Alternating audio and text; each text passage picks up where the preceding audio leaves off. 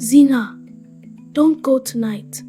Bode said, his voice small but stubborn as he blocked the doorway. At 14, he tried to sound like a man, failed but tried anyway. Zina adjusted her worn leather jacket and forced a smile. If I don't go, we don't eat.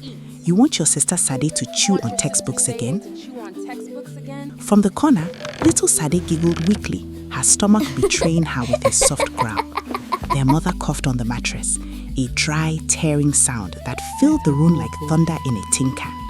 Let her go, Bode, she whispered. God will protect her. Zina paused. God. She hadn't felt his presence in a long time. Outside, their father's voice slurred in the distance. Zina, where is my food?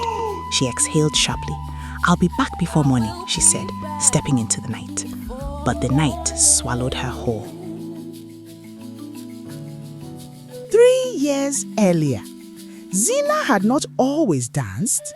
There was a time she was just Zina Kolade, best student in her class, girl with dreams too big for their one-room house in Mushin. She loved numbers, wanted to become an accountant, or maybe a banker, something clean, something respectable. But life doesn't negotiate. It takes. Her mother fell sick first. What started as just a cough turned into endless hospital visits they couldn't afford. Then her father lost his job. Then he found alcohol. Then he lost himself.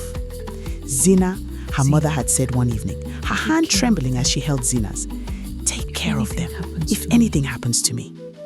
Nothing happened. Everything happened. School stopped. Hunger began. The first night she danced, she almost ran. The club was loud, too loud. Bodies moved like waves, lights flashing like lightning. Men stared like predators sizing up prey. "Relax," said Kemi, the girl who brought her there. "You just dance. Nobody forces you to do anything." Zina nodded, though her chest felt tight. "Stage name?" the manager asked, barely looking up.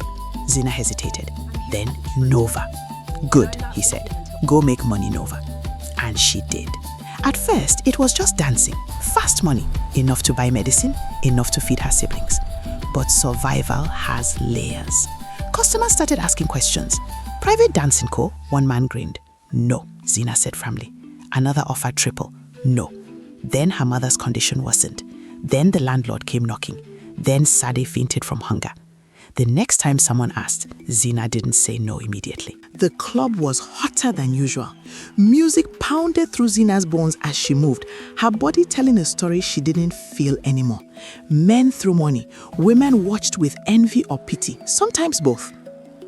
"Nova!" Kemi shouted over the noise. "Big customer tonight." Zina frowned. "I'm not in the mood." "He's different," Kemi insisted. "Quiet, rich, says he wants only you." Zina hesitated. Something in her chest tightened again, that same wrong feeling from earlier. Still, money was money.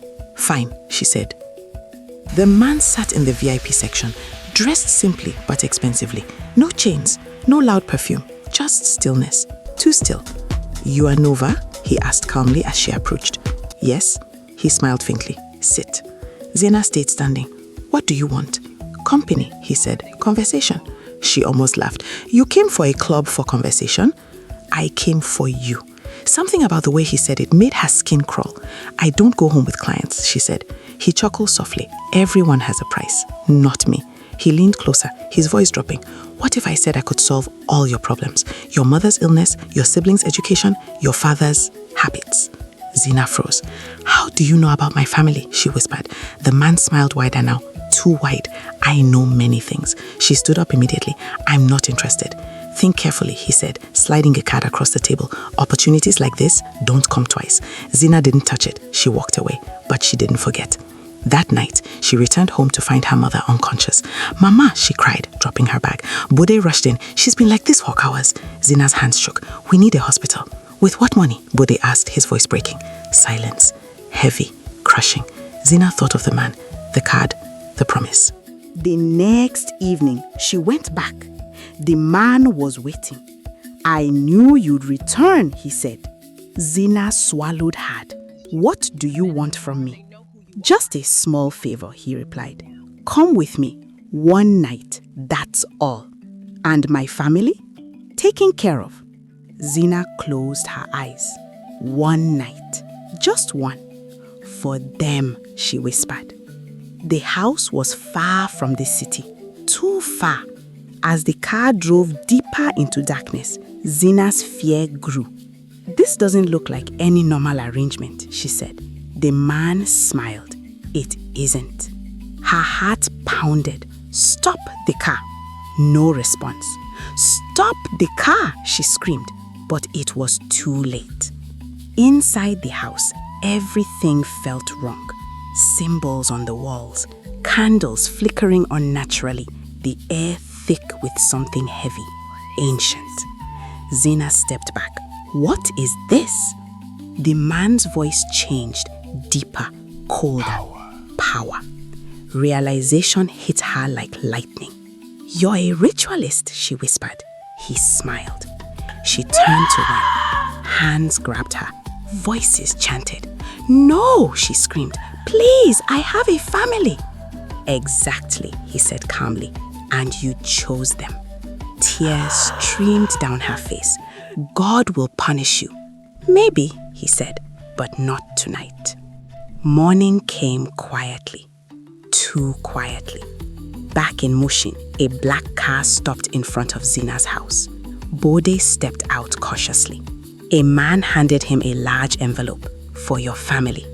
What is this? Bode asked. Help, the man replied before driving away. Inside the envelope was money, more than they had ever seen. Hospital bills paid, school fees covered, food for months. Sade smiled for the first time in weeks. Their mother received treatment. Life improved. But Zina never came home. Weeks later, her body was found in a forest.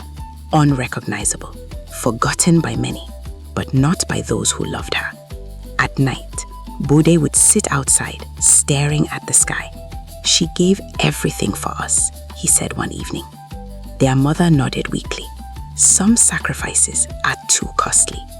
Lesson: poverty is not just hunger, it is vulnerability.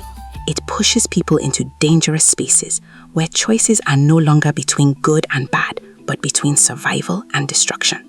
Society must do better. Families must protect one another, and no amount of money is worth a life. Because sometimes the price is not just high, it is everything.